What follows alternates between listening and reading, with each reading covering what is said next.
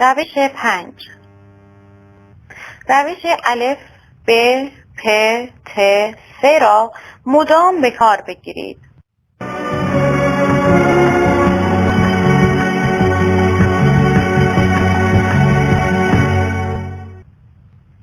نخستین قانون موفقیت تمرکز است. یعنی همه نیروهای خود را روی یک نقطه متمرکز کنید. مستقیما به سراغ همان نقطه بروید و به چپ و راست منحرف نشوید. ویلیام ماتیوس. قبل از شروع کارها هر چقدر فکر بیشتری روی برنامه‌ریزی و اولویت بندی کارها بگذارید، کارهای مهمتری خواهید کرد و زمانی که کاری را شروع کردید، سریعتر آن را به پایان خواهید رسانید. هر چقدر کاری برای شما مهمتر و با ارزشتر باشد، برای غلبه بر تنبلی و دست به کار شدن انگیزه بیشتری خواهید داشت. روش الف ب پ ت س یک تکنیک قوی برای اولویت بندی است که می توانید هر روز از آن استفاده کنید. این تکنیک آنقدر ساده و مؤثر است که استفاده از آن به خودی خود می تواند شما را به یکی از کارآمدترین و مؤثرترین افراد در حوزه کاریتان تبدیل کند. کارایی این تکنیک در سادگی آن نهفته است. روش آن به این ترتیب است: برای شروع کار باید لیستی از تمام کارهایی که باید در روز آینده انجام دهید تهیه کنید. روی کاغذ فکر کنید. آنگاه قبل از آنکه شروع به کار کنید، کنار هر یک از مواردی که در لیست خود نوشته اید، یکی از حروف الف، ب، پ، ت یا س را بنویسید. حرف الف برای کاری است که بسیار مهم باشد، کاری که باید حتما انجام دهید وگرنه با عواقب جدی مواجه خواهید شد. موردی که با حرف الف مشخص شده است می تواند ملاقات با یک مشتری خیلی مهم یا تمام کردن گزارشی باشد که رئیستان برای جلسه هیئت مدیره که قرار است به زودی برگزار شود با نیاز دارد. این موارد قورباغه‌های زندگی شما هستند. اگر بیش از یک مورد از نوع الف دارید، آنها را با گذاشتن علامت الف 1، الف 2، الف 3 و غیره اولویت بندی کنید. کار الف 1 بزرگترین و زشتترین قورباغه شماست. موارد نوع ب هم کارهایی هستند که باید انجام داد، اما عواقب آنها زیاد شدید نیست. این موارد بچه قورباغه‌های زندگی شما هستند. این بدان معنی است که اگر این کارها را انجام ندهید، ناراحتی و مشکلی ایجاد می شود، اما تاثیر آن به هیچ وجه به شدت تاثیر موارد الف نیست. جواب دادن به یک نامه کم اهمیت یا چک کردن ایمیل ها می توانند جزء موارد ب باشد. قاعده این است که هرگز نباید به موارد ب بپردازید وقتی که هنوز یکی از موارد الف باقی مانده است.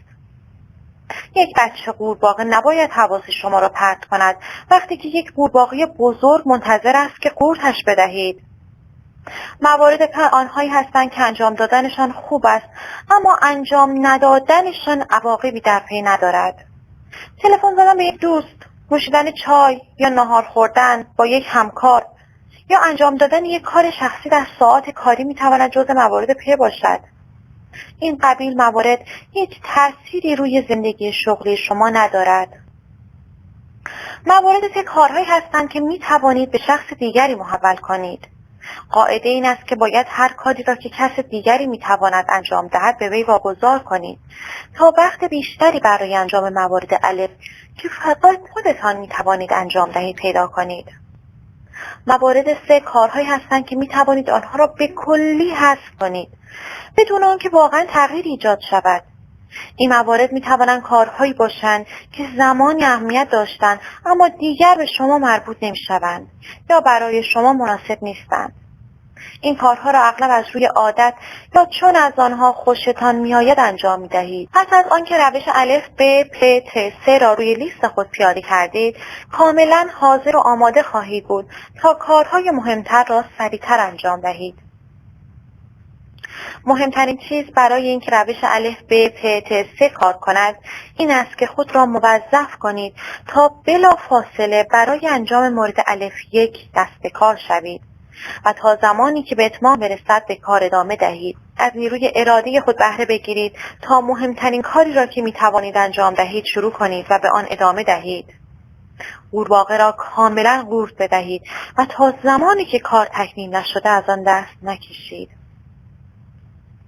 توانایی حلاجی کردن و تجزیه و تحلیل لیست کارها و مشخص کردن کار الف یک سکوی پرشی است که شما را به بالاترین سطوح موفقیت، اعتماد به نفس، عزت نفس و سربلندی پرتاب می‌کند. وقتی این عادت را در خود بپرورانید که روی کار الف یک یعنی مهمترین کار خود متمرکز شوید و قورباغه خود را قورت بدهید، آن وقت خواهید دید که می توانید پیش از هر 2 یا 3 نفر از اطرافیان خود کارایی داشته باشید. قورباغه را قورت بده.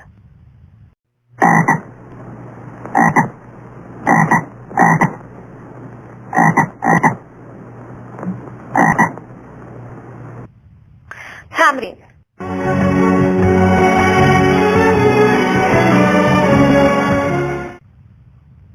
همین الان لیست کارهای خودتو مرور کن و در کنار هر یک از موارد اون الف، ب، پ، ت یا س بذار. کار الف یک خود را انتخاب کن و بلا فاصله روی اون شروع به کار کن.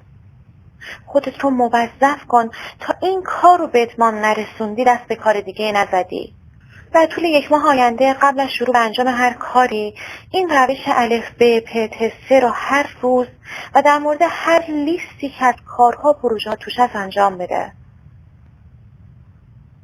پس از 1 ماه عادت شروع و ادامه کارهایی که بالاترین اولویت رو برات داره پیدا کردی و آیندت تضمین شده.